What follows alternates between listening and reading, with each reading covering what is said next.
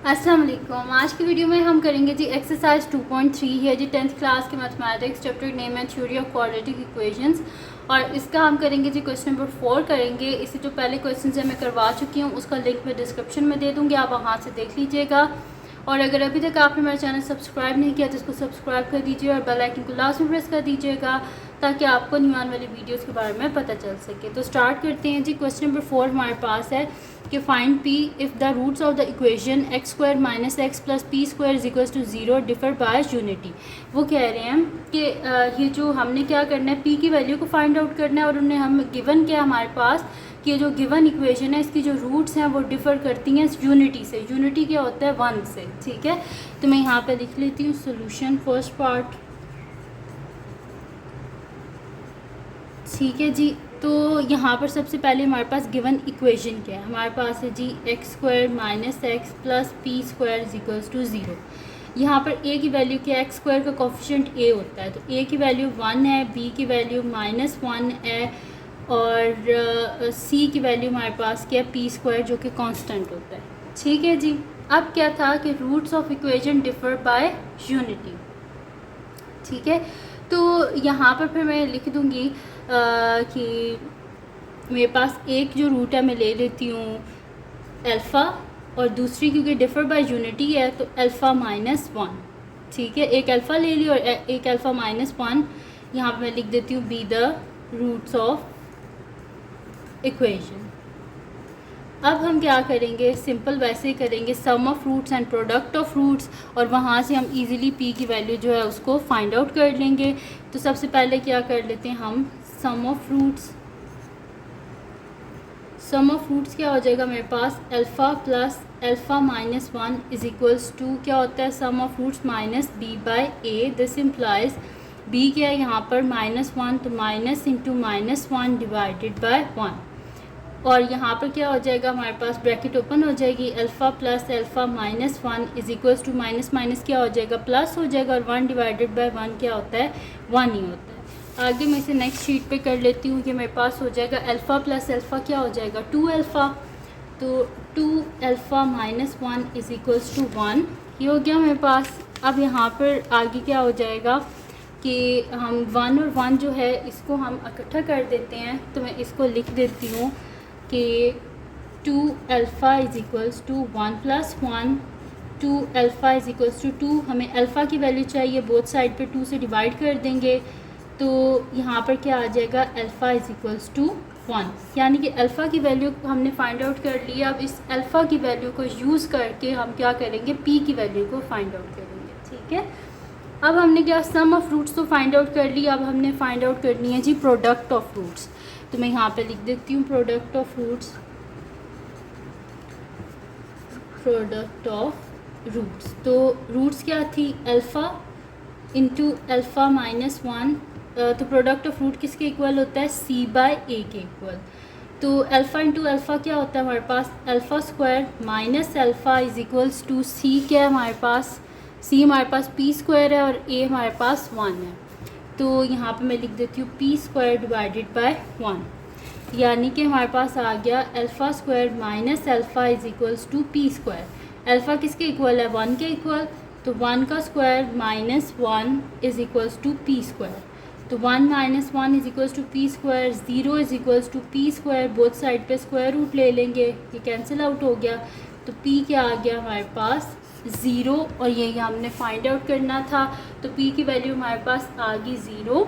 तो यहाँ पर हमारे पास जो फर्स्ट पार्ट है वो कंप्लीट सॉल्व हो गया। गिवन क्या था कि रूट्स ऑफ इक्वेशन डिफ़र कर रही हैं यूनिटी से, तो हमने एक रूट ले ली अल्फ़ा और दूसरी ले ली अल्फ़ा -1।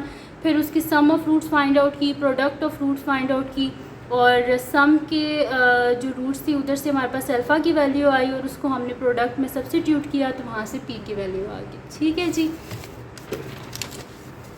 अब हम कर लेते हैं इसका सेकंड पार्ट। तो मैं यहाँ पे लिख लेती हूँ सोल्यूशन सेकंड पार्ट।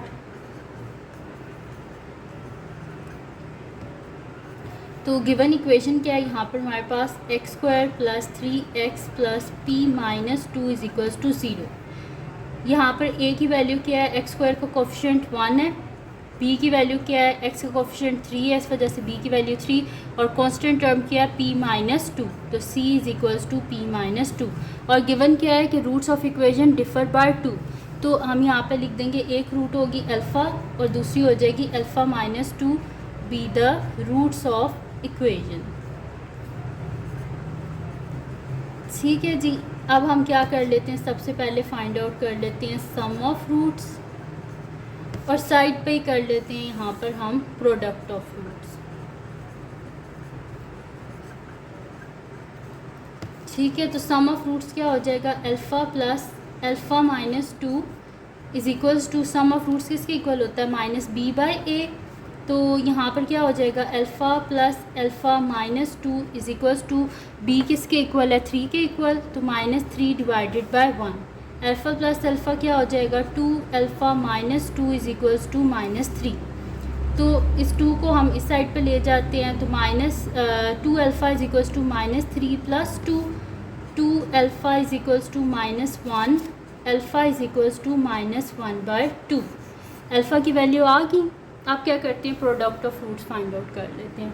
तो प्रोडक्ट ऑफ रूट क्या होगा, अल्फ़ा इंटू अल्फ़ा माइनस 2, तो प्रोडक्ट ऑफ रूट्स किसके इक्वल होता है, c बाई ए के equal, alpha into alpha alpha square minus 2 alpha is equals to c क्या है हमारे पास, p minus 2 divided by a क्या है, 1 है, तो ये हो जाएगा alpha square minus 2 alpha is equals to p minus 2, alpha किसके इक्वल है, 1/2 के इक्वल, माइनस 1/2 के इक्वल, तो माइनस 1/2 का whole square minus 2 into minus 1/2 is equals to p minus 2, 1 का स्क्वायर 1, 2 का square 4, minus minus plus 2/2 is equals to p minus 2।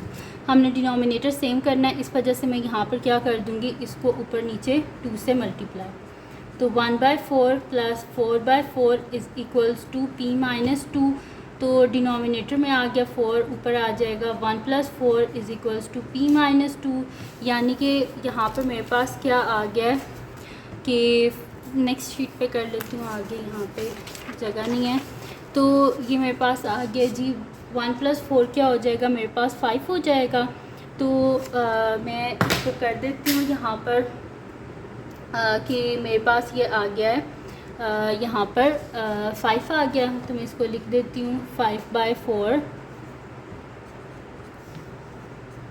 Is equals to p minus 2।